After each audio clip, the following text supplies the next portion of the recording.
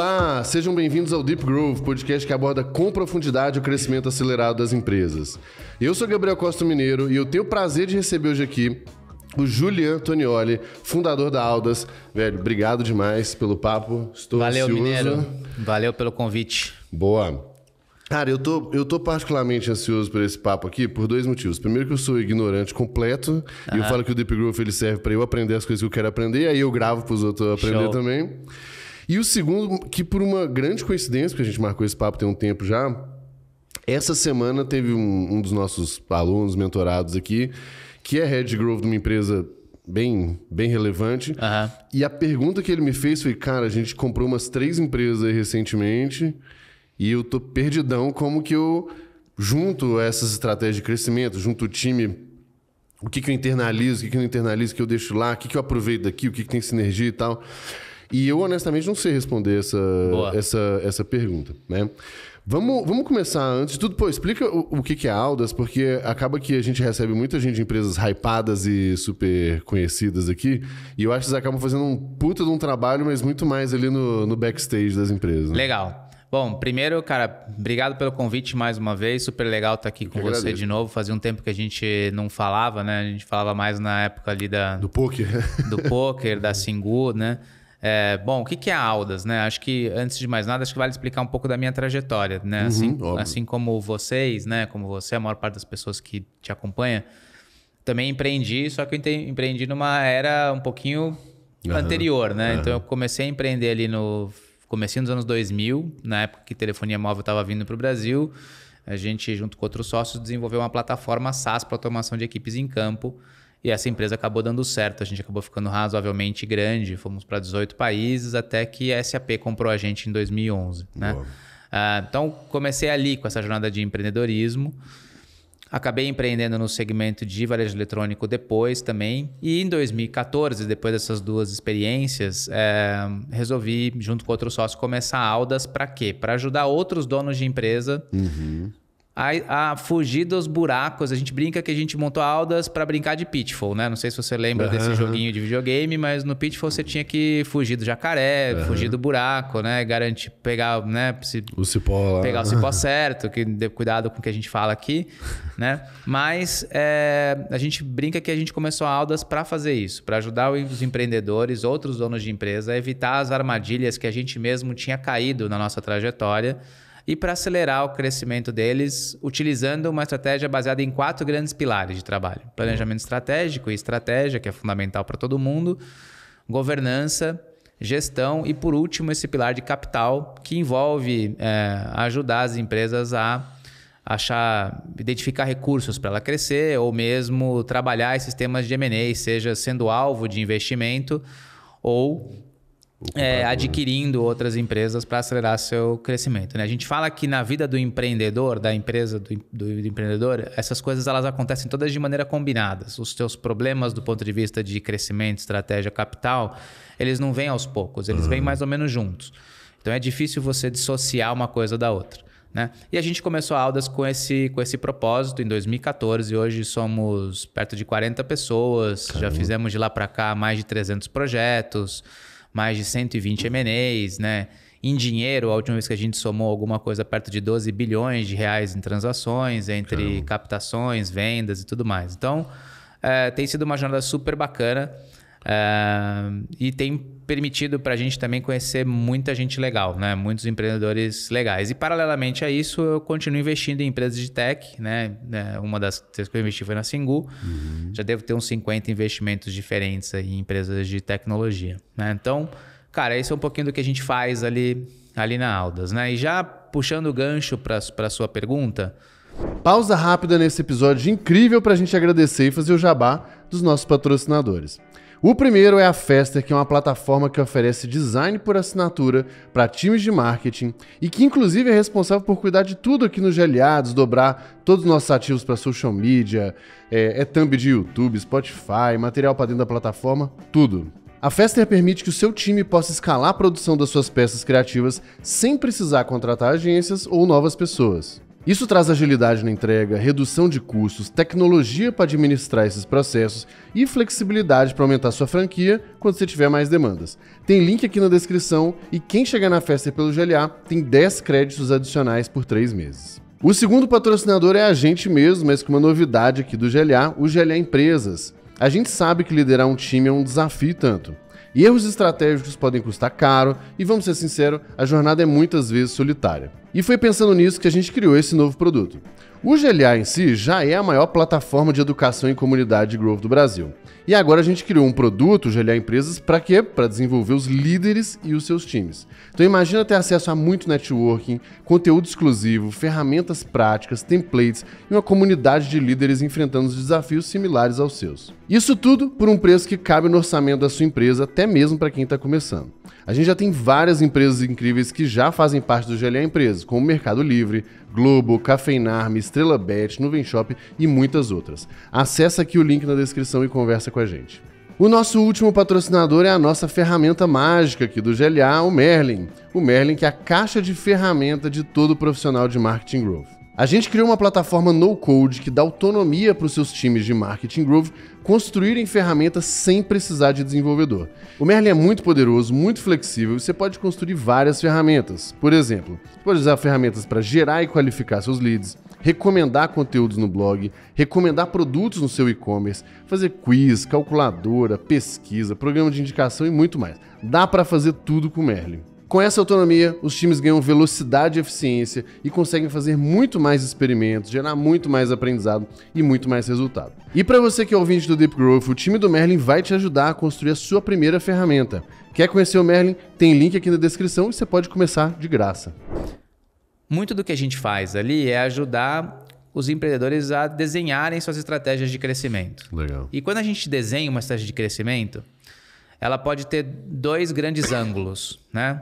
O que a gente chama de um ângulo orgânico, que é você crescer com as próprias pernas, então trabalhar os aspectos do ponto de vista da sua estrutura de geração de demanda, lead, conteúdo, growth, tudo aquilo que vocês falam aqui muito melhor do que eu, né? E a gente tem o aspecto inorgânico de crescimento, né? Que envolve você utilizar M&A como uma estratégia de crescimento também, né? De maneira a se aproximar de outras empresas e utilizar essas outras empresas como uma plataforma de crescimento. Boa. E aí que começam as dificuldades, tá? Onde que começam essas dificuldades? Primeiro, você precisa desenhar muito bem uma tese, que é assim, para que você vai utilizar uma estratégia de crescimento inorgânico? Ela quer resolver o quê para você? Né? E essencialmente tem 3 tipos de resposta só para isso. Tá bom. Ela vai resolver para você adicionar portfólio. Você quer produtos que você não tem, né? Ela vai te ajudar a consolidar mercado, trazer mercado, eventualmente. Então, ou seja, o inverso, né? Eu tenho produtos, não tenho mercado, quero trazer eventualmente mercado para os meus produtos, né? Ou terceiro, que é quero trazer competências que eu não tenho. Quero trazer competências, capacidades, tecnologias, modelos de trabalho, modelos de gestão, modelos de negócio que eventualmente eu não tenho. Então, por exemplo, ali no que a gente viveu mesmo, Natura Singu. A Natura estava adquirindo a Singu, por quê? Porque ela queria eventualmente competências que ela não necessariamente tinha. Sim. Não estava preocupada com portfólio e seguramente não estava preocupada com o mercado. Né? Ela tinha muito mais mercado. Muito assimétrico ali. Né? Exato. Então, e aqui, Mineiro, a gente já vê uma deficiência. Muitas vezes as empresas, elas esquecem de fazer esse exercício para ver, tá bom, mas eu estou comprando esse cara ou estou querendo comprar empresas para resolver quais desses 3 problemas. Tá? Porque a forma com que você posiciona isso, a forma com que você define para que você quer, já vai te definir também alguns critérios na sua seleção e vai definir alguns parâmetros, talvez a atividade mais importante de uma aquisição, que é o que a gente chama do PMI, que é o Post-Merger Integration, que é assim, o que eu faço depois de comprar. Boa. Né? Porque... Posso te interromper só para voltar um negócio? Que tinha uma pergunta aqui que eu acho que você já começou a responder ela brilhantemente ali, que é... Muito aqui no GLA a gente fala do ACF, né? Do método ACF do arroz com feijão.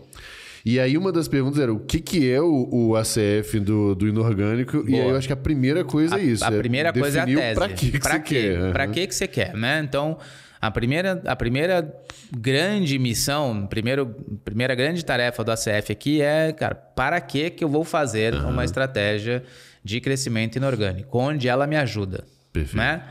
E antes dela ainda, você tem que perguntar, poxa, mas o caminho de crescimento inorgânico realmente compensa versus simplesmente focar num caminho orgânico? Sim. Porque não é necessariamente mais fácil, tá? O inorgânico não é necessariamente mais fácil ou mais difícil, é só diferente, né?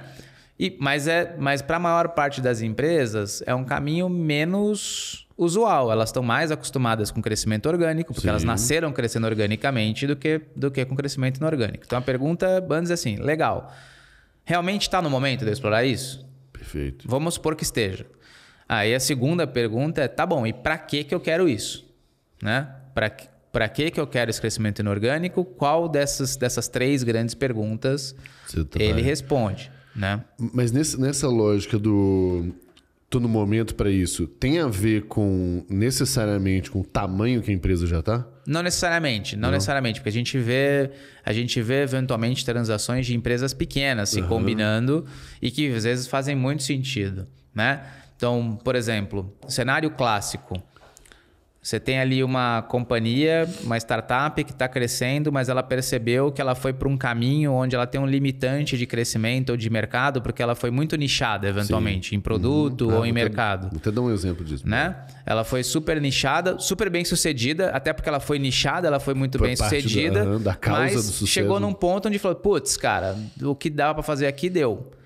E ela vê assim, poxa, eu preciso eventualmente pivotar para um novo mercado ou pivotar para ter novos produtos dentro desse mercado aqui que eu tenho. Perfeito. E tô vendo eventualmente uma outra startup ali que já fez isso, é muito nichada naquele negócio, que está com um problema parecido que o meu eventualmente, mas por um outro viés, por um outro ângulo.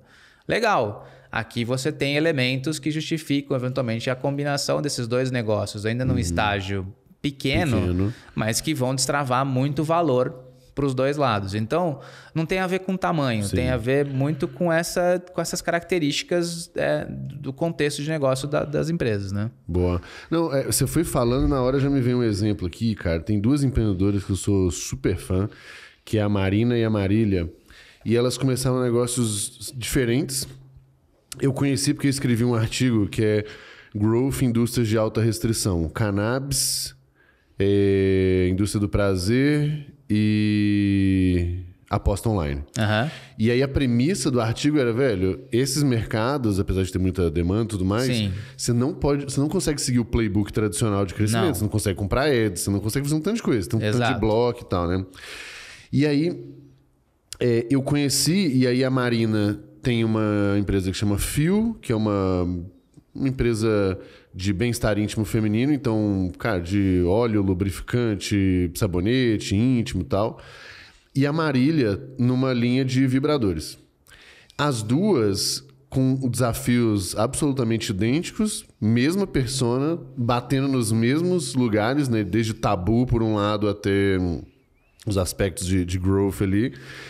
E aí elas exatamente se juntaram porque tinham uma complementariedade de produto, gigante, de persona e tal. E falou assim, cara, essa briga é muito pesada de se comprar, então vamos juntar forças e comprar e ir pra briga junto, né? Então você foi falando, me lembrei. Não, e acho que você deu um ótimo exemplo, né? A gente tá agora discutindo com um cliente nosso especificamente, que ele, cara, tem uma presença super relevante num segmento de clínicas, clínicas para dermatologistas. Ele já tem um market share relevante, um produto com posicionamento bacana, mas ele falou assim, cara, o que dava para fazer nesse universo aqui eu já fiz. Agora, para eu fazer alguma coisa a mais, eu preciso, ou desenvolver alguma coisa totalmente nova em termos de produto ou ir para um novo mercado. A chance de eu conseguir fazer isso é baixa. Por quê? Porque a fortaleza que me trouxe até aqui, que é a capacidade de eu entender profundamente essa persona e ser focado no resolver o problema dela, é exatamente o que me impede de ver outras coisas que eu poderia ter feito e não fiz, né? Ou ter as habilidades de capturar essas oportunidades que eu deveria ter capturado e não capturei, né?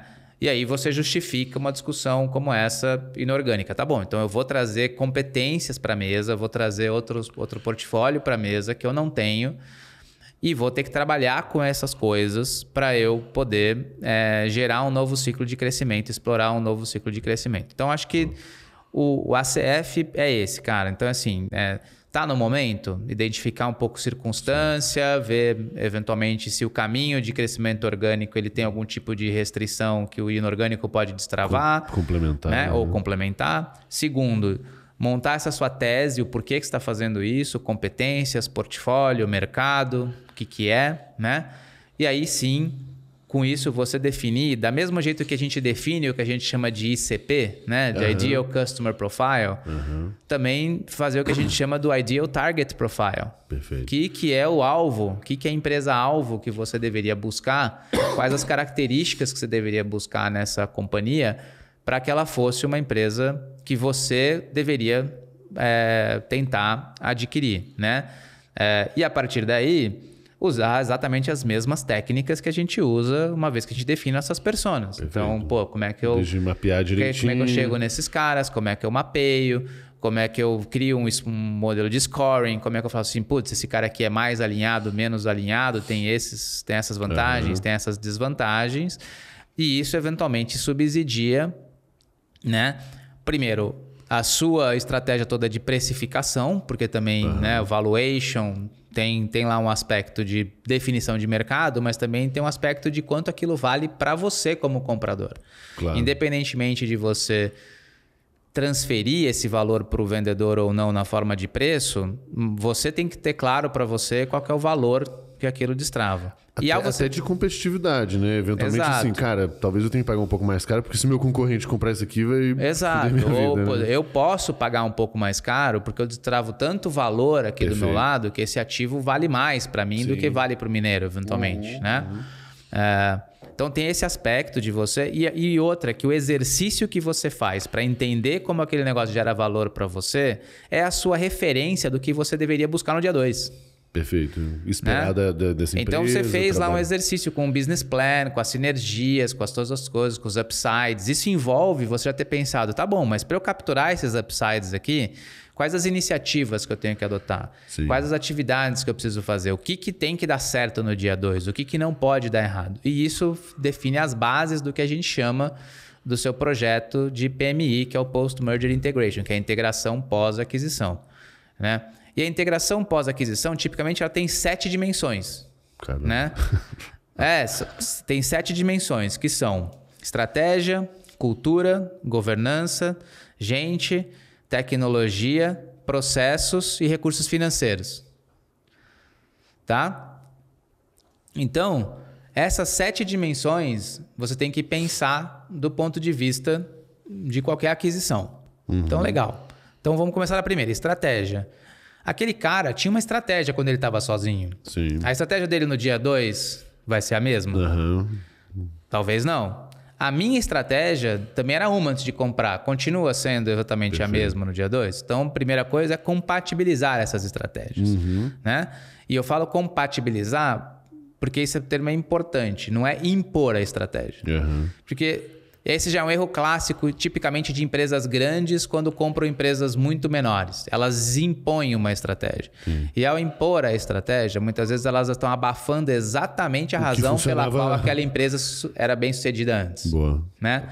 Então, esse é o primeiro ponto. Segundo ponto, cultura. Cara, você não consegue combinar culturas. Isso não existe. Combinar culturas não existe. O que existe é... ou você injeta a sua cultura... ou você tolera do ou a outro cara injeta a cultura em você e transforma a sua. Não existe combinação de cultura e não existe imposição de cultura. O que existe é injeção de cultura. Então, quem injeta cultura em quem? Né? E se você julga que você está comprando alguém para renovar a sua cultura... Sim. Isso que eu falei, eu acho que precisa de uma certa humildade. Precisa de uma certa honestidade e humildade mesmo intelectual aqui, de falar assim, cara, eu estou comprando isso aqui porque eu considero que a minha cultura tem pontos que tem que ser reformados e essa turma tem uma cultura relevante. Legal, então a primeira coisa que você faz é mantenha isso aqui de certa forma isolado, porque senão a chance de você poluí-lo com a sua cultura é grande. Então mantenha ele isolado e faz o inverso. Crie iniciativas onde ele possa injetar um pouco da cultura dele de trabalho em projetos específicos, com times específicos da sua companhia. E daí, a partir desse momento que essas pessoas forem infectadas por essa cultura, elas vão começar a espalhar isso na sua organização. Perfeito. Tá? Então, esse é o segundo aspecto, né? Cultura não se combina, isso não existe, ela se injeta. E você tem que escolher qual a cultura que você injeta, da onde para onde, né? Perfeito. Terceiro aspecto é governança. Então, quem decide o que no dia 2? E esse é um negócio que é muito complicado numa aquisição. Que é assim, cara, eu até ontem decidia tudo sozinho na minha empresa. Quanto no ego do empreendedor isso bate às vezes? Né? Cara, sim, eu acho que é menos ego e é muito mais essa característica de ter clareza no que tem que fazer e no que pode fazer. Ego talvez seja uma simplificação. As pessoas não estão fazendo as coisas por ego. Elas estão fazendo porque ninguém disse para elas que elas não deveriam fazer diferente ou não podiam fazer diferente. Perfeito. Né? Então eu acho que tem que ter muito claro esse aspecto. Quem decide o quê, onde vai até onde você pode ir. Né? E, de novo, tomar aquele cuidado, se você é uma empresa muito maior com uma empresa muito menor, não abafar o modelo de trabalho daquela companhia. Sim. Muitas vezes ela é ágil, ela faz uma série de coisas, porque ela também tem uma governança mais fluida, menos madura. E você impor todos esses aspectos nela, muitas vezes abafa o próprio motivo pelo qual ela é bem sucedida. Né?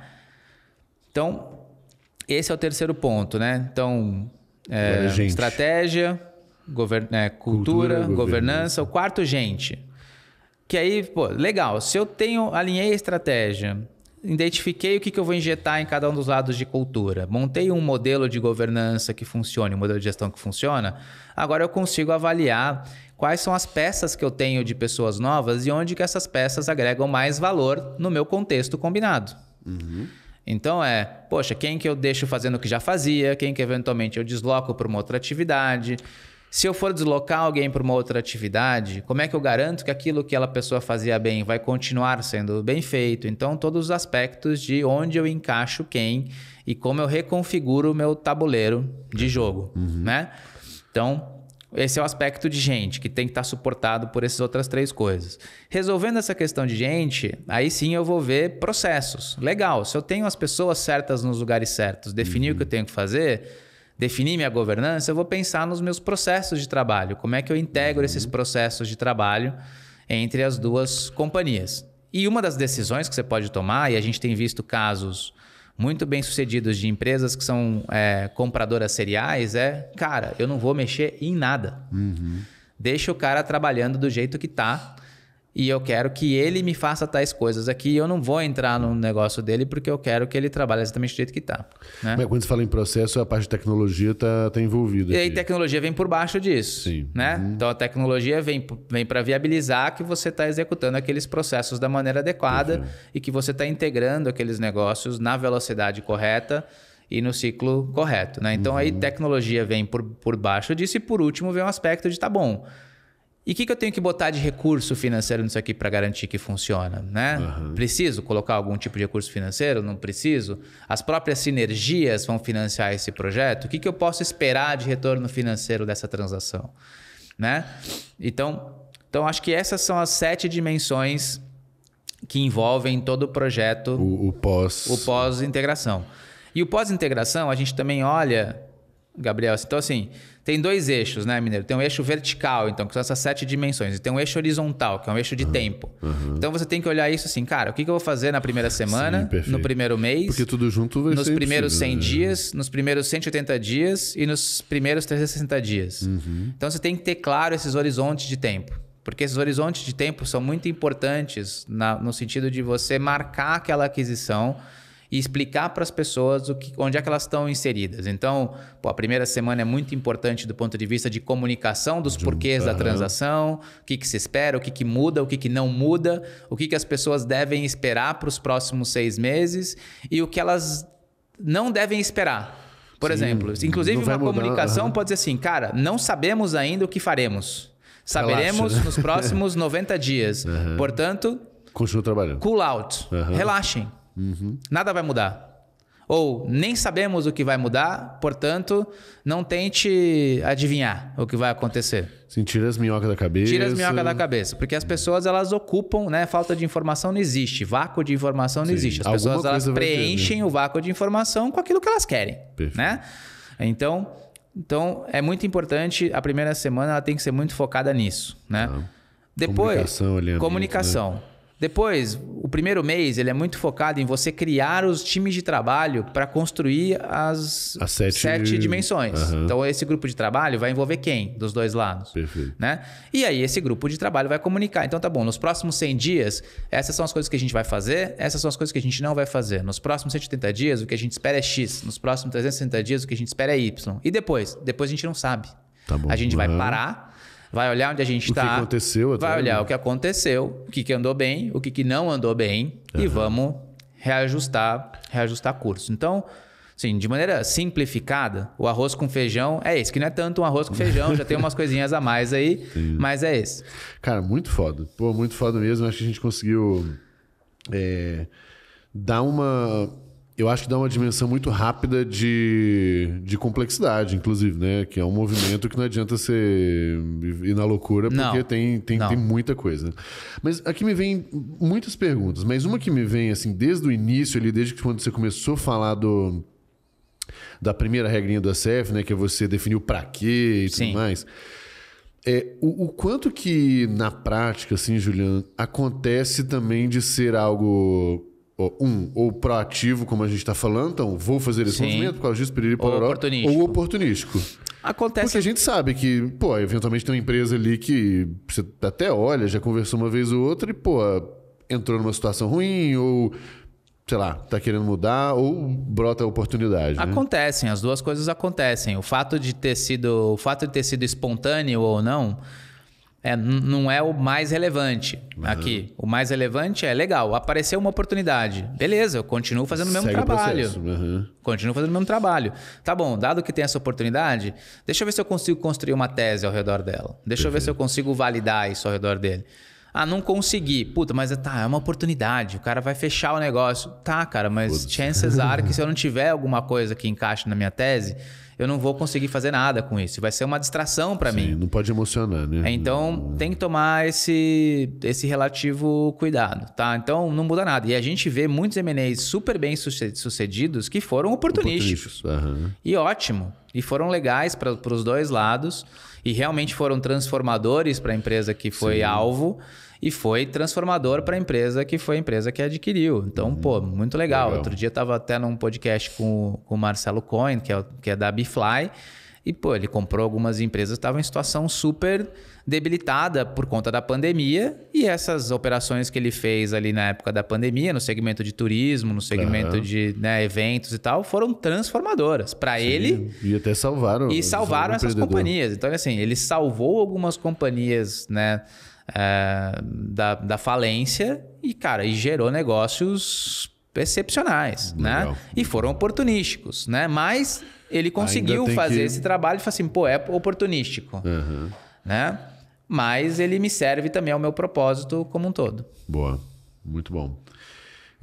A segunda é assim, uma vez que a gente claramente tem um processo bem, ou deveria ter, né, pelo menos um processo bem feito aqui, desde a definição, mapeamento e aí, eventualmente, a aquisição e aí a internalização desse negócio. O que eu, como a empresa, vou botar assim, a compradora, preciso ter de governança arrumada antes para não dar merda nesse processo? Né? Porque deve acontecer bastante. Não, acontece pra caramba. Então, assim, de novo, você como governança precisa ter clareza sobre o que você quer. Você precisa ter clareza sobre o que você vai permitir aquela empresa fazer ou não. E terceiro ponto, você precisa ter clareza sobre quem é a pessoa ou as pessoas na sua estrutura que terão a responsabilidade sobre aquele ativo novo. Perfeito. É o que eu falo assim, cara, você comprou um brinquedo novo. Quem que é o dono do brinquedo? Quem vai cuidar? Até melhor pensar em cachorro, né? Quem vai dar comida pro Quem cachorro, é o vai passear cachorro. Você comprou um animal, você ganhou um animal de estimação novo. Quem que vai ser, né? Quem que vai ser o dono daquele animal ali, que vai garantir que ele tem água, que ele tem ração, que ele tá com as vacinas e tal. E quem tem cachorro também sabe que cachorro escolhe o seu próprio dono, né? Muitas vezes. Então, às vezes, acontece também de você falar assim, não, o dono vai ser o mineiro, mas ele, quando chega na sua casa, fala assim, não, eu não gostei do mineiro não, gostei da mulher do mineiro. Então, eu quero, na verdade, que ela cuide de mim. E você tem que tomar cuidado para ver se isso não tá acontecendo na sua organização também. E se acontecer, respeitar isso. Perfeito. Porque talvez, em vez de você querer forçar aqui, não, peraí, mas eu tinha falado que era o mineiro. Sim, mas... Pô, às vezes flui muito melhor. Tá fluindo muito melhor com a esposa do mineiro. Cara, trabalha... Né? Dá uma ajustada. Dá uma ajustada ali, vê se faz sentido, né? Então, acho que esses são os pontos, né? Então, você declara o quê? Declara o modelo de governança, o que você vai deixar o cara fazer, o que você não vai deixar. E, por último, quem que vai ser a pessoa responsável por essa ponte e como que você vai medir o sucesso dessa pessoa que é responsável por essa ponte, né? E aí alinhar os interesses dessa pessoa aos interesses da organização. A gente vê alguns M&As mal sucedidos, por quê? Porque a pessoa que ficou responsável por aquela empresa da pós-aquisição, ela tinha interesses pessoais ou interesses, até do ponto de vista de metas e negócio, desalinhados com os objetivos da companhia como um todo para o alvo. E aí ela não estava fazendo um mau trabalho, ela só estava olhando para o que ela era medida e recompensada. Né? Quem fez o mau trabalho foi quem deu para ela a descrição do que queria com aquele alvo e garantir que o objetivo dela estava alinhado com o sucesso daquela operação especificamente, daquela transação especificamente, tá? Então essas são as principais preocupações ali. Muito bom. Dentro ainda desse contexto, me vem a pergunta que talvez seja a coisa menos com resposta pronta e que provavelmente vocês gastam uma energia discutindo, que é o seguinte, beleza, eu entendi que existe uma tese razoável aqui, né? Só que tem um trabalho desgraçado para integrar essas empresas. E aí a pergunta é do trade-off, que é, cara, e aí, vale a pena a gente... Tipo, o que tem que botar nessa balança? E vou dar o meu exemplo, né? Assim, apesar de ignorante, eu passei por duas situações. Uma de venda lá na Singu e uma de compra quando a RD comprou um CRM. Né? Sim. Na RD teve uma discussão muito grande que era o build or buy. Build or buy. Então, tipo, Exato. E aí? Construa essa merda, esse negócio aqui do zero ou pega alguém que já tem isso? Pô, mas esse alguém vai ter aspectos de tecnologia que às vezes são desalinhados, vai ter todos os desafios culturais, de integração e tudo mais. Então, o que é esse processo do trade-off ali e como que se conduz esse negócio? Legal. Porque, definitivamente não é matemático, mas existe uma linha de raciocínio. Não, ele tem um aspecto matemático, sim, que é um aspecto de retorno. Você vai olhar, cara, esforço versus investimento versus retorno de fazer e risco-retorno de comprar. Tá? E o esforço. Então tem um aspecto matemático, que tem um grau de incerteza, mas ele tem um viés matemático. Você consegue construir esses dois projetos, essas duas visões e ver, pô, isso aqui tem tal investimento, tal retorno ao longo de X tempo, com tal grau de confiabilidade, me dá uma taxa de retorno X. Perfeito. Isso aqui tem tal grau de investimento, tal grau de retorno, numa velocidade diferente, num ciclo diferente, né? Com tal confiabilidade X, que pode ser maior ou menor, e com taxa de retorno Y. Então, você consegue comparar essas taxas de retorno. Então, tem um viés matemático, sim. Tá bom. Que não é 100% objetivo, porque muitas dessas coisas são premissadas. São premissas, né? E muitas dessas coisas dependem do seu grau de confiança, e a gente vai voltar para aqueles 7 pontos por conta disso. Se você fez bem seu trabalho de definir sua tese, essas 7 dimensões da integração, tudo mais, isso vai te dar mais clareza em fazer esse tipo de análise, né? Mas tem esse lado. E tem o outro lado, que é um lado, assim, eu não gosto de usar muito essa palavra, mas não tem uma melhor, que é assim, tem um lado meio que estratégico da coisa, que são talvez temas que sejam intangíveis a princípio, que você talvez não consiga necessariamente capturar, mas que você tem sensibilidade, né, subjetiva de que estão fazendo a diferença para você em alguma coisa. Talvez tem marca, né? Às vezes reconhecimento de marca, às vezes outros aspectos que são ali relevantes, tá? Mas a decisão especificamente do make or buy, eu acho que ela tem alguns eixos. Primeiro eixo é assim, cara, aquilo está afetando a sua atividade core, né? Você julga que você tem as competências para fazer? É uma discussão mais de tempo do que de ter competências? Então, talvez a decisão make seja mais inteligente, né?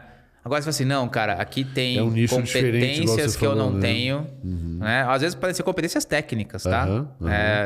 Por exemplo, você pode falar assim, cara, eu sou uma empresa, vou dar um exemplo clássico, sou uma empresa que tem um sistema cliente-servidor, que preciso ir para um modelo de nuvem, porra, eu vou ter que reescrever minha plataforma na nuvem.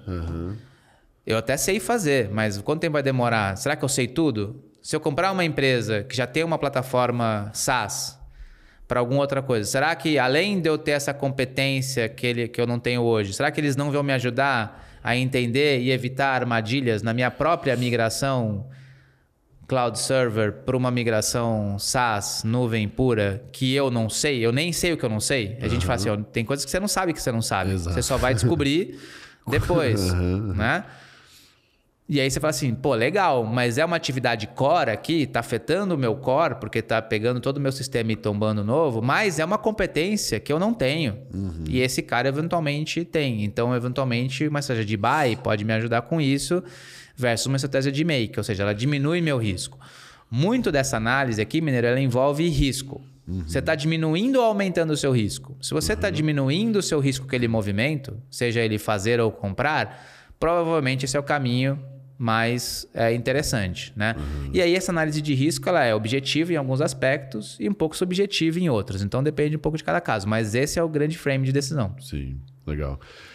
Talvez o que ficou claro para mim aí, quando eu falo do matemático, é que... E aí eu, na verdade, tendo a concordar com você. Sim, existe uma linha matemática. A diferença é que tem um grau de incerteza que você não é uma fórmula que você vai acertar na vírgula. Por isso que a gente usa esse fator do grau de confiabilidade, né? E você fala assim, qual que é o seu grau de confiabilidade nesse cenário? É 50%? Naquele é 30%? Naquele é 80%? Né? Então, o seu grau de confiabilidade nos cenários, eles tendem a ponderar esse fator de risco, né? Muito bom. Tem várias perguntas ainda, tá, Juliano? Só pra você... Cara, tem um ponto interessante que aí eu vou falar agora do lado... Serve para os dois, na verdade, né? Mas olhando mais pro lado do vendedor ali, que é o seguinte, eu ouvi você falando num dos podcasts. Aliás, eu recomendo... Eu ouvi dois, o seu com o pessoal do G4 e com o Amori, que estão todos uns amigos ali, né? Você falou uma coisa que eu achei bem interessante, que é as relações, né, de M&A de modo geral, elas começam da melhor forma possível. Ah, sim. Porque tá todo mundo super bem intencionado. Só que você vai, no meio do caminho, você vai olhando os números, você começa a descobrir as coisas escondidas, os problemas e tal. Exato. Como que é essa relação, tanto para o comprador quanto para o vendedor? Porque no fim do dia ainda é uma relação de confiança que precisa ser estabelecida, né? Exato. Não, então, por que eu falo isso, cara? Porque eu brinco assim que o M&A é um jogo de narrativas, tá? E tô falando um jogo, não é no sentido de um jogo onde um ganha e o outro perde, sim, tá? É uma construção de narrativas. As narrativas, primeiro, elas precisam combinar. Perfeito. E aqueles que tiverem mais controle, mais visibilidade e melhores narrativas, em geral, vão conseguir influenciar a narrativa da transação como um todo, para um lado ou para outro. E isso vai se refletir na forma de valor e outros aspectos envolvendo essa transação. Então, é um trabalho de narrativas. Uma vez que você estabelece que é um trabalho de narrativas, qual que é o seu papel como comprador ou como vendedor? No momento zero, é construir a narrativa mais favorável para você. Se você fez bem esse trabalho e você construiu a melhor narrativa possível para você, o que vai acontecer ao longo do tempo é que a outra pessoa vai descobrir, eventualmente, brechas na sua narrativa ou não. E é por isso que a gente brinca que é um negócio que só dá má notícia depois. Porque se você fez seu trabalho, né? Se você fez seu trabalho de maximizar sua narrativa, você deu todas as possíveis boas notícias no momento zero para convencer aquela pessoa de que ela deveria gastar tempo com você de um jeito ou de outro. Você não vai falar assim, olha, cara, eu não te falei que eu tava crescendo 50% e eu tô crescendo, né? Eu tô crescendo, eu te falei que eu tô crescendo 30%, eu tô crescendo 50%. Eu não te falei que eu tenho um negócio aqui que tá na minha manga, que eu vou lançar amanhã e vai dobrar meu negócio. Óbvio, jogo tudo de uma vez. Eu jogo tudo de uma vez, porque eu tô querendo construir a melhor narrativa possível. Se eu fiz o meu trabalho bem feito nesse estágio. Por isso que a gente brinca que é um negócio que só traz má notícia, né? A questão é como é que você gerencia isso ao longo do tempo. Como é que você gerencia essas más notícias, no sentido de, poxa, antecipar eventualmente. Então, primeiro, se preparar, né? Para garantir que você vai conseguir subsidiar da melhor maneira possível aquela narrativa que você construiu. Segundo, se preparar e antecipar eventualmente pontos que você já sabe que existe um desalinhamento para a sua narrativa e que você precisa trabalhar, né? Então, e ao longo do processo, assim, o que a gente vê trabalhando com, cara, mais de 200 M&As é que a má notícia em si não é um problema. A surpresa é um problema. Interessante. E que parece parecido, mas é completamente diferente. É completamente diferente, né? É completamente diferente. E isso acontece para os dois lados, tá? Então... Mais uma pausa, mas agora é rapidinho para te ajudar a descobrir quais são os gargalos que estão impedindo a sua empresa de crescer mais. Para isso, o GLA lançou o Diagnóstico de Growth, uma ferramenta gratuita que vai te mostrar onde está a sua principal oportunidade de crescimento. A ferramenta vai avaliar os 8 fundamentos de growth da sua empresa, dá uma nota para cada um deles e vai te mostrar qual deles você tem que priorizar. Quer fazer um diagnóstico e descobrir onde está a sua maior oportunidade de crescimento? Tem link aqui na descrição. E essa é uma percepção equivocada de quem já participou de uma transação de M&A. Quem participou de uma transação de M&A acha que o lado comprador está fazendo uma diligência para achar más notícias e afetar preço. Não é verdade. Ele não está fazendo isso porque ele quer baixar preço. Ele quer diminuir risco. Ele quer diminuir risco. E ele não está... Ele está procurando más notícias porque ele não pode ser pego de surpresa. Então, se você já sabe o que ele vai achar, já abre explica antes. E fala pro cara, ó, cara, você vai achar isso, você vai achar isso, você vai achar isso, você vai achar isso, você vai achar isso. Tem tais pontos aqui que eu estou preparado que eventualmente o seu critério seja diferente do meu. Blá, blá, blá, blá, blá. Essas coisas aqui vão acontecer. Beleza, cara. O cara vai começar sabendo assim, poxa, legal, esse cara aqui foi aberto comigo, trouxe esses pontos. Eventualmente eu vou achar outros que nem ele sabe. O que tá ok. E tudo bem, também, né? Faz parte do processo. E daí eu também, como comprador, vou ter que sensibilidade de levar para o cara e falar assim, olha, tem esses pontos aqui que eu acho que nem você sabia. Sim. Então, são coisas que a gente encontrou que são surpresas para você. Vamos tentar endereçar dessa maneira aqui, ou X, né? Então... Deixa eu te interromper. Até porque, às vezes, se a compradora, é muito maior, ou 2 é mais experiente naquele jogo, talvez realmente ela já tem mais já sabe o que são pepinos comuns ali. E é isso, às vezes o cara nem sabe que tinha um determinado problema. Ou situação, né? Talvez o problema é um... às vezes não é nenhum nem outro, é uma prática. Então, vou dar um exemplo que a gente sempre usa, né? Que é fácil de entender. A história do PJ. Cara... Do liability. Não tem um problema você trabalhar... Tem um problema você trabalhar com PJ em alguns estágios da sua vida? Cara... Tem um risco. Problema? Não. Risco diferente de problema. Você vai trabalhar com aquilo, é a maneira que você vai maximizar seu resultado, sua capacidade e tal. Legal. Só que quando você é uma companhia de um tamanho X, com um certo conjunto de características, regras de governança, é uma empresa listada, você não pode ter essa prática. Mesmo que você não concorde em não poder ter essa prática. Você até gostaria de ter, mas você não pode ter. Isso aconteceu exatamente no nosso caso da Natura da Singular. Exato. Né? Então você fala assim, cara, então desculpa, olha, eu entendi tudo que você fez, respeito, legal, mas não dá para fazer no dia 2 e eu preciso te olhar à luz disso aqui, né? Então esse é um exemplo de coisas que não necessariamente não são nenhum problema, nenhuma coisa que se fazer errada, mas é simplesmente pela característica circunstancial dessas duas empresas que estão lidando. Então o que a gente vê é isso, cara. Então assim... transparência é super importante nesse estágio. Agora, eu brinco também que não pode misturar transparência com inocência. Então, você tem que ser transparente, objetivo nos pontos, mas, cara, também você não vai virar pro cara e falar assim, olha, veja, mas meu código aqui, ó, tem um monte de bambu e arame, não sei o que, feito aqui, né? Esse cara aqui, ele é legal, mas ele tem um monte de problema X assim. Então, cuidado.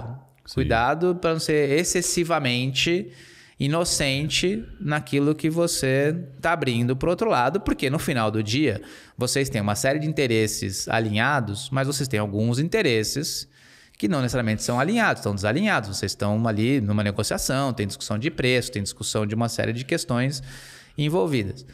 E é por isso também que eu tenho um trabalho. Por isso que existe advisor. Né? O advisor existe, no final do dia, não para negociar preço. Existe também um misconception, uma concepção errada do papel do advisor. As pessoas acham que o papel do advisor é achar o comprador ou achar a empresa para ser comprada. Esse é o trabalho mais fácil, em geral. Né? Se fosse só isso, eu pegava a minha lista de contatos do celular e te dava. Falava assim, ó, tá aqui minha lista de contatos do celular. Essas são as empresas que eu acho que podem comprar e essas são as empresas que eu acho que você pode comprar. Beleza? Fiz meu trabalho, paga meu FII?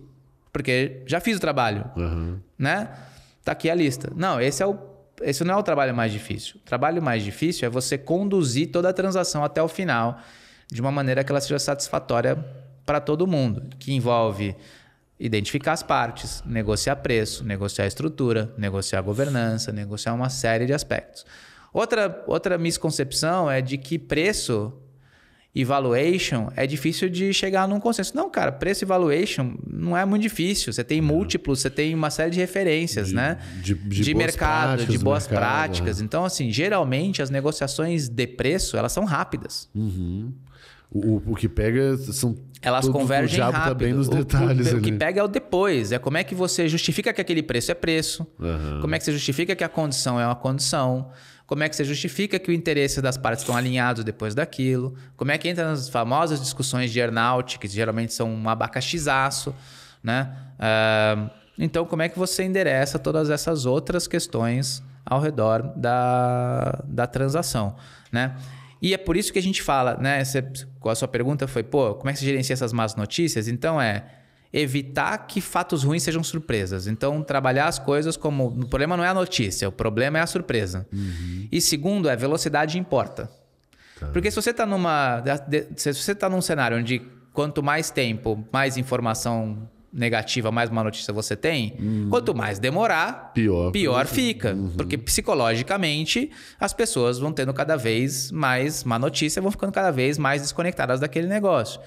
Né? Então velocidade importa. E para você reduzir velocidade, o importante é você estar preparado. Então quanto melhor você estiver preparado, mais rápida vai ser essa transação. Né? Então, por isso que a gente fala que speed matters, né? Então velocidade importa e você tem que trabalhar as coisas de maneira aberta e proativa. Muito foda. Vieram muitas perguntas aqui na minha cabeça. É engraçado que eu tinha um roteiro aqui, mas eu tô cagando pra ele. Acho que já implodi esse roteiro, foi mal. Bem. Não, mas já estamos cobrindo tudo. O que nessa jornada... Bom, vamos lá. São duas perguntas, talvez elas conectem, talvez não. Legal. Problema. O que nessa jornada acabam sendo deal breakers ali? Então, Sim. tipo, notícias péssimas, não ruins, que acabam estragando o negócio. E uma vez que você fala que é um jogo de narrativa, né, com todos os disclaimers e explicações que você já deu, a narrativa ela também tem esse poder de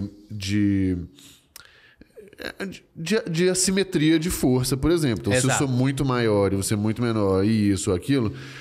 E eu acho que às vezes a gente acha que a empresa, por ser menor, ela eventualmente sempre está numa situação vamos botar assim, de menos poder. De menos poder. Então, vamos lá. Primeiro, o que é deal breaker? E o segundo, o que o menor pode ter que ele entra numa situação de menos assimetria ali na relação? Ótimo.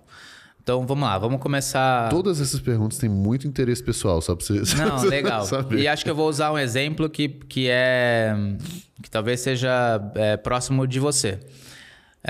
Então vamos começar pela segunda. A menor... Vamos usar o exemplo da RD. Pô, a RD não era menor do que todos os caras que estavam atrás dela? Lynx, TOTUS, Local Web. Era menor que todos esses caras. Como é que ela mitigou isso do ponto de vista da tratativa dela?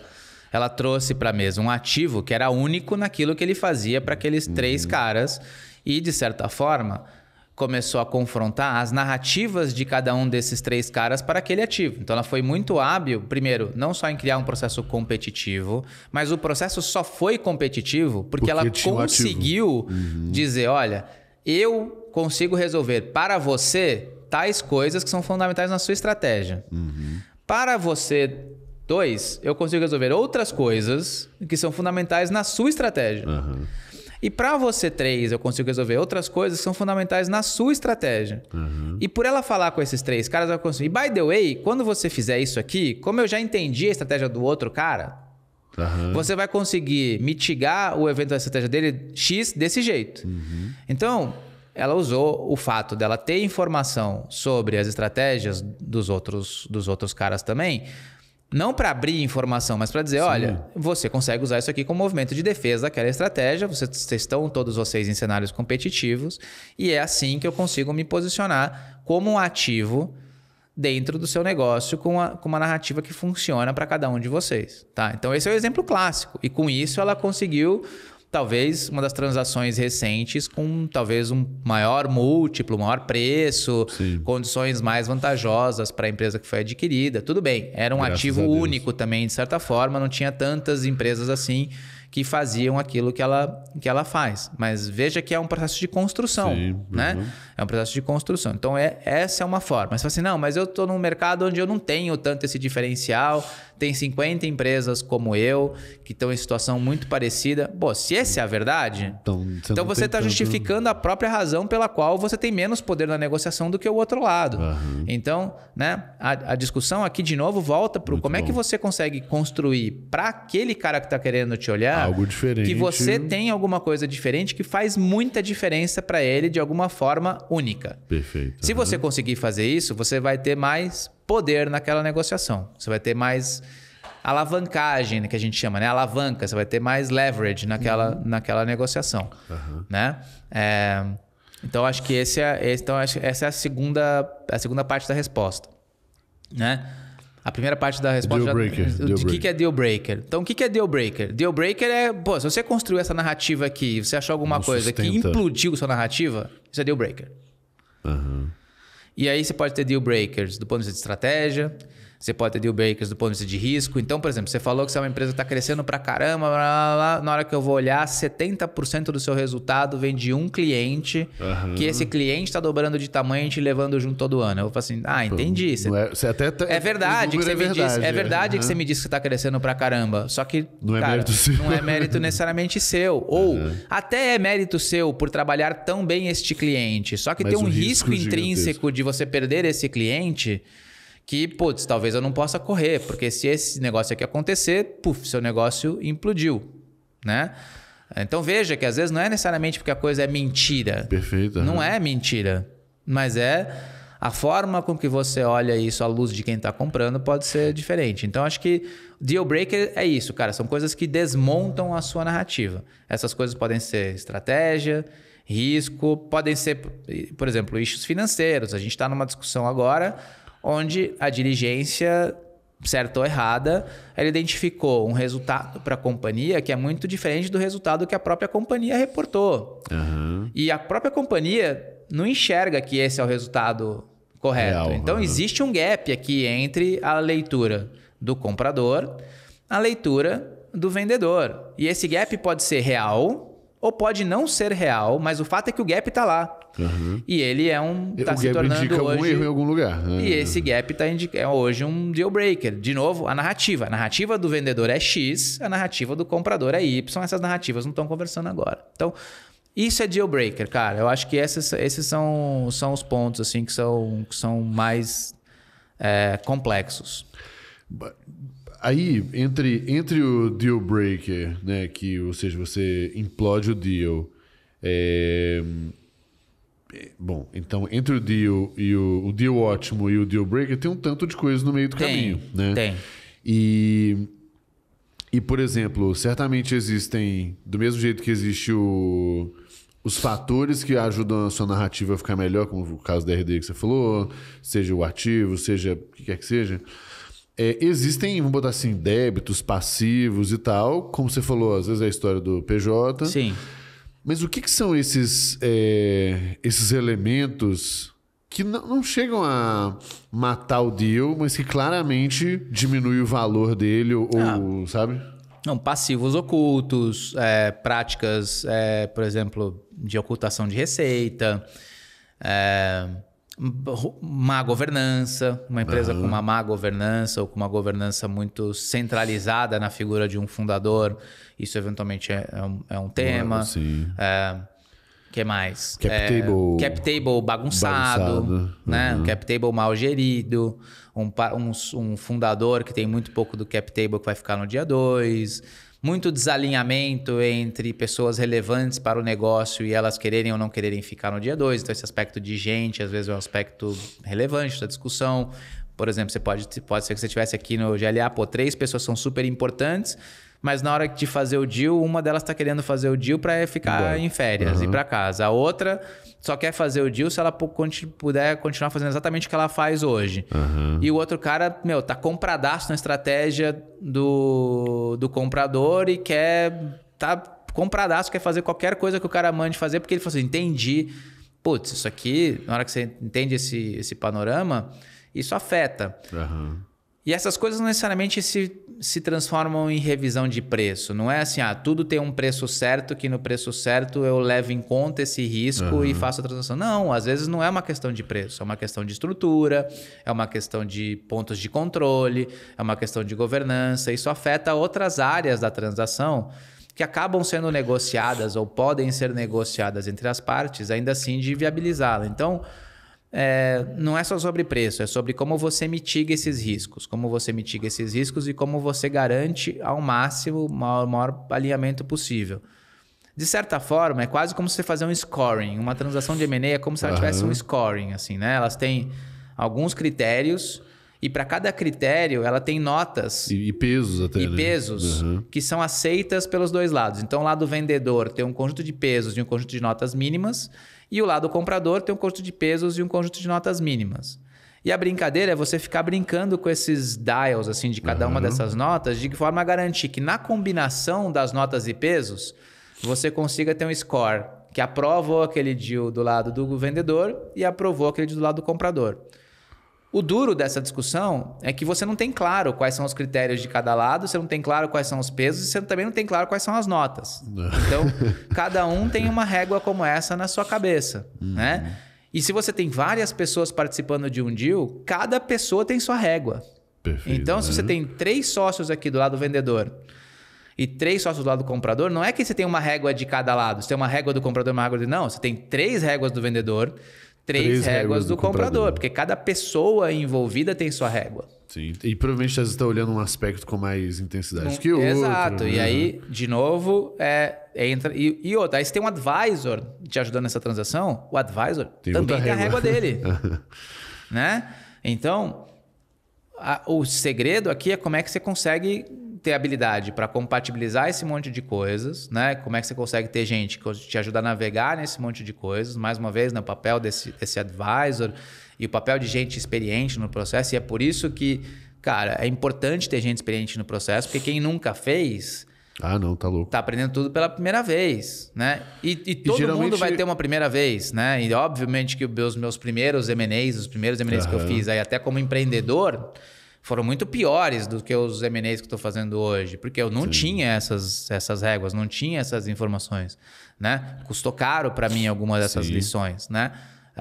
Mas é isso. Então, o segredo é como é que você compatibiliza essas réguas, e compatibilizando essas réguas, você vai chegar em algum lugar entre esse lugar que é um deal breaker e aquele lugar que é o deal ótimo, e você vai, né, conseguir ter alguma coisa que funcionou para os dois lados.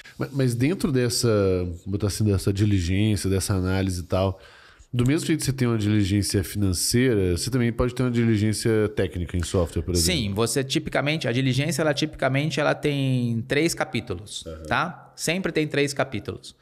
Um capítulo de negócio, E aqui dentro do capítulo de negócio entram aspectos de estratégia, cliente, tecnologia, inteligência técnica e tal. Você tem um capítulo financeiro, esse sim, de números, né? Números, resultados, métricas e tudo mais. E você tem um aspecto legal, né? Que envolve todas as questões jurídicas envolvendo o negócio. Sim. Tem ações, não tem ações, tem processo, não tem processo, tem controle de patente, não tem controle de patente, tem registro de marca, não tem registro de marca, tem as certidões, tem os registros, tem os alvarás. Então, todos os sócios estão em boa situação como pessoas físicas, né? Esse é outro aspecto, às vezes, que já vi deals caírem por conta disso. Às vezes estava tudo ok com a empresa, mas o sócio estava todo empipinado. E aí o cara falou assim, putz, não dá, né? Então, toda a diligência tem esses 3 grandes aspectos. É bom você falar disso porque tem umas bobeiras, né? Do tipo... Bom, não é bobeira, né? Mas a gente também o tempo inteiro, acho que vamos falar assim, do lado do empreendedor, que eventualmente vai ser, né, adquirido, também tem que fazer um dever de casa ali, porque ontem mesmo eu estava falando sobre isso. Cara, a gente durante muito tempo não tinha marca registrada. Pô, velho, imagina você ter uma dor de cabeça lá na frente porque você não fez um dever de casa aqui direitinho. Hoje tem, tá? Para quem tá pensando em se aproveitar do GLA, até o Deep Growth. A marca tá registrada. A marca tá registrada, inclusive o Deep Growth também. Não pulem para tentar fazer isso agora, porque agora já foi. Exato. Então, eu acho que é isso. Tem um tanto de dever de casa também que, tem que ir fazendo direitinho para você não ter uma dor de cabeça desnecessária. Né? Não ter uma dor de cabeça. E às vezes são coisas muito bobas, assim, né? São coisas simples, realmente, que com pouco esforço você... Já resolveria muito cedo. Você resolve de maneira tranquila. Então, por exemplo, vou dar um exemplo assim, cara, trivial e super comum. Você tem acordos verbais do seu plano de stock option. Entendi. Mas você não formalizou. Sim. Você tem um monte de acordo verbal com as pessoas, você tem X% e tal. Cara... E aí você entra numa transação e resolve fazer isso no momento da transação. Aí começa a brotar um tanto de... Qual que é o... Você tem 2 problemas aí. Primeiro problema aí. Quando você fez esses acordos verbais, as pessoas tinham uma expectativa de resultado X. Agora elas estão enxergando numericamente o que vai ser isso. E muitas vezes pode estar desalinhado. E pode estar desalinhado. Fodeu. Elas vão querer negociar novamente. Falar assim, cara, mas agora que eu tô vendo isso aqui, eu não acho que isso aqui é justo. Eu acho que eu deveria ter mais. Eu acho que... agora que eu tô vendo do fulano, porque agora a informação vai ficar explícita. Fulano tem isso e eu tenho aquilo. Então, começa a abrir uma caixa de Pandora ali. De problema. Que, cara, pode ter um problema sério... Eventualmente, você pode ter um problema em formalizar esses processos todos. E o pior, cara, se aquele deal não sair... Aí você só pegou um lado ruim, né? Se fodeu. Porque você tem o dia 2, onde você tem um monte de gente frustrada pra caralho. Sim.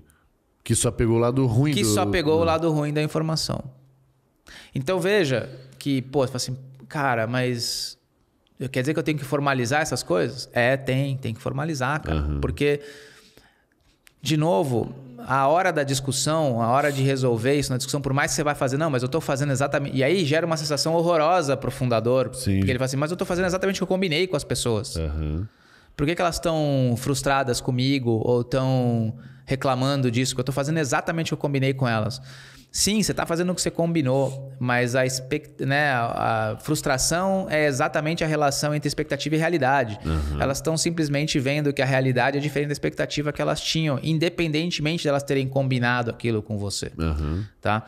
Então, tem outro jogo ainda nisso, né? Porque que é um problema até da comunicação, que é...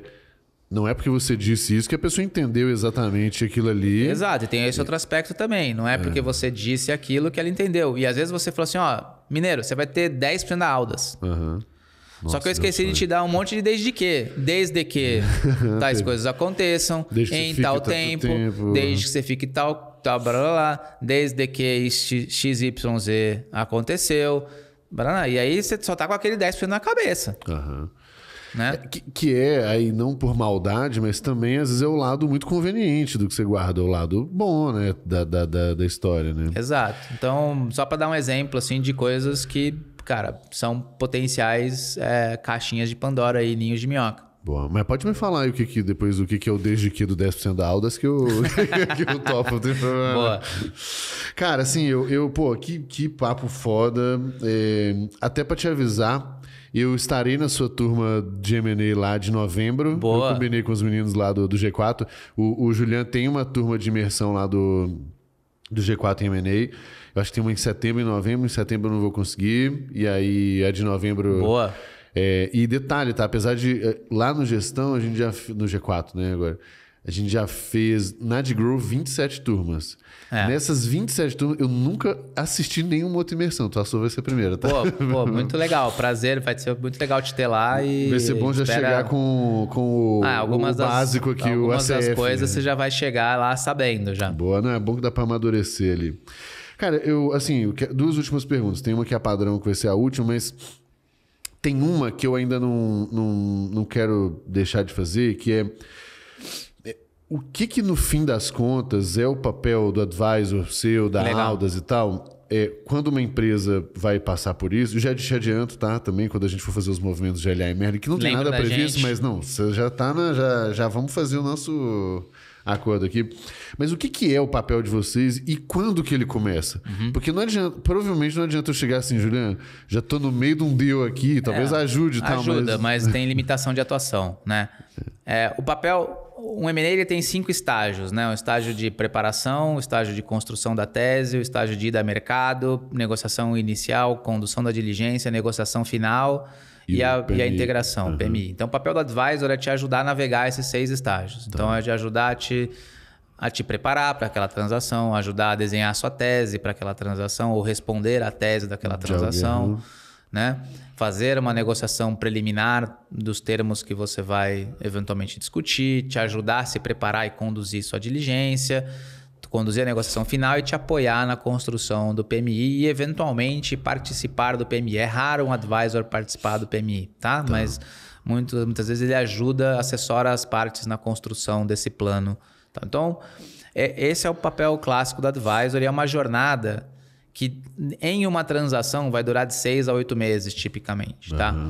Agora, ela pode começar muito antes, né? Em você falar assim, ó, eu tenho uma... Por exemplo, eu vou usar o meu caso. Quando a gente resolveu, eventualmente, se preparar para vender a companhia para a SAP, a gente decidiu 2 anos antes. E a gente decidiu 2 anos antes porque a gente sabia que a gente tinha um monte de lição de casa para fazer do ponto de arrumação. Que a gente falou, né? Como é que eu começo a capturar mais valor, mais estratégia? Como é que eu arrumo temas de lição de casa? Como é que eu arrumo temas de governança? Como é que eu ajusto, eventualmente, minha forma de reportar meus resultados? Como é que eu chamo a atenção daquele comprador que eu quero que seja o comprador para mim? Então, poxa, eu vou incomodar aquele cara para ele olhar para mim ou eu vou me aproximar dele numa relação de parceria. Então, a gente fala que o cenário ideal para a gente, Aldas, a gente gosta de chegar num cenário onde o cara está de 12 a 24 meses de quando ele gostaria de ter uma transação. Para que a gente possa explorar do ponto de vista de planejamento estratégico e do ponto de vista de captura de valor estratégico, os valores todos que eu consigo fazer para chegar naquela transação o melhor preparado possível. Tá? Então, idealmente, né, o mundo ideal seria alguma coisa nesse sentido. Na prática... A gente muitas vezes chamado para transações onde o cara ele foi abordado por um comprador. Sim, né? É a história do oportunístico ali. Exato, também, e ele vai ter que começar essa transação daqui 1, 2 meses. Então, assim, com 2 meses mínimos, assim, dá para a gente já, no mínimo, cara, passar o que a gente chama do dedetizador. Falar assim, cara, deu tempo de passar um dedetizador, dar as vacinas básicas pro negócio, para ele... Ufa, consigo tocar... Às vezes até para não implodir o deal. Né? Às vezes até para não implodir o deal, mas mais do que isso. Às vezes também a gente consegue, no mínimo, dar para aquele empreendedor dizendo assim, olha, cara, o que vai acontecer com você é isso, tá? Essas são as deficiências, esse o cara vai achar, ele vai tentar precificar isso desse jeito. Você tá ok em começar essa conversa já sabendo que essas coisas aqui vão acontecer? Que não vai ser aquele mundo ideal? Não, tô ok. Legal, então beleza, vamos de novo... Você pode ter má notícia, não pode ter surpresa, né? Então, legal. Então, assim, com 2 meses já dá para fazer alguma coisa. Quando a gente entra numa transação onde o cara fala assim, cara, já assinei o MOU, que é o termo de entendimento, a negociação preliminar, vou começar a diligência amanhã para fazer um deal, cara, já é difícil. é mais difícil. Primeiro, reduz a taxa de sucesso dessas transações razoavelmente, porque você tem menos capacidade de arrumar coisas antes. Você não conseguiu controlar a narrativa da largada, porque já tem uma narrativa ali feita de algum jeito pelo cara que negociou algumas coisas. E a gente tem menos espaço de manobra. Às vezes a gente até acaba, sem querer, atrapalhando, porque você está botando uma pessoa nova que não necessariamente concorda com coisas que já foram feitas, ou que precisa ter um freio de arrumação em algumas coisas que foram pré-acordadas. E às vezes isso até gera um certo desconforto na transação. Então, para a gente é um cenário, para a gente ou para qualquer advisor, é um cenário menos ideal. Bem desfavorável, né? Comparado ao que dá para fazer, né? Exato. Muito bom. Cara, incrível. A gente sempre termina aqui o nosso papo com uma última pergunta legal para todo mundo, que é um pedido de indicação de 3 conteúdos, e aí que o conteúdo pode ser desde livro, artigo, curso ou até gente para seguir, mas 3 indicações para quem quer começar a dar os primeiros passos aqui, né? Bom, acho que você já fez uma, né? A gente tem lá a imersão de M&A no G4. Quem quiser realmente aprender bastante sobre o tema, obviamente que a gente não consegue cobrir 100%, mas são 3 dias lá onde a gente vai a fundo em todos esses aspectos envolvendo uma transação. E tem o viés do comprador e tem o viés do vendedor, né? A gente, um dos mentores na imersão é o Pedro, que é um cara que é do Pátria, um dos maiores fundos de private equity do Brasil, que ele traz muito essa visão do outro lado da mesa, né? Do comprador. Do comprador. E a gente, no último dia lá, tem uma simulação de um M&A, que é um negócio super legal. A gente vê a turma ali tentando fazer um M&A na prática. Então, acho que essa é, obviamente, uma indicação. Cara, sobre conteúdo, para quem quiser ler um pouco mais sobre o assunto, eu acho que tem um livro que é bastante legal, que é Buy Then Build, que é um livro sobre como você utiliza a estratégia de compra de companhias como uma forma de você construir uma plataforma e crescer a partir dali. É um livro um pouco denso do ponto de vista de conteúdo. É Buy Then Build. Buy Then Build, né? Mas é legal para você entender sobre essa história de como você eventualmente consegue comprar coisas e montar essa estratégia. Legal. Né? Cara, o que mais? E tem os nossos... Acho que não posso deixar de indicar os nossos próprios conteúdos lá da Aldas, né? Então a gente tem no nosso Insta muito conteúdo gratuito sobre isso, no @Aldas_, no meu Insta, pessoal, no @JulianAntonioli, pessoal. Tem muito conteúdo, a gente fala sobre isso muito lá, todo dia eu respondo as perguntas da turma. E a gente, no nosso site lá no aldas.com, a gente tem uma biblioteca com uma série de informações e referências sobre o assunto, sobre já valuation, ali, M&A. Né? Então, cara, não posso deixar de indicar o nosso próprio conteúdo aí sobre isso.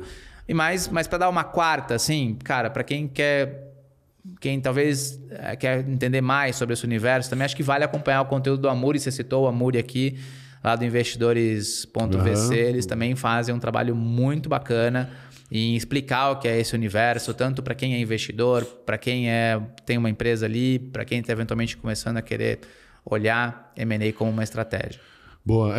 Esses dias eu até gravei com a Amuri também, e eu acho que ele consegue ter um lado menos corp da coisa e realmente mais do cara que ou está começando ou que tá no meio da trincheira ali de um negócio. E eu, então, geralmente daqueles primeiros caras que, já fizeram ali uma saída ou 2, estão com uma grana e agora estão querendo começar a fazer rodar de novo. Acho ótimas sugestões. Velho, muitíssimo obrigado. Deixa eu dar um recado antes que eu sempre esqueço aqui. Boa. Que é para as pessoas que estão ouvindo a gente depois desse episódio maravilhoso. Tem que apertar 5 estrelinhas no Spotify e no YouTube. Tem que fazer todo o playbook do YouTube lá, que é curtir, compartilhar, aquele negócio todo. Beleza? Porque aí a gente bota o nosso podcast.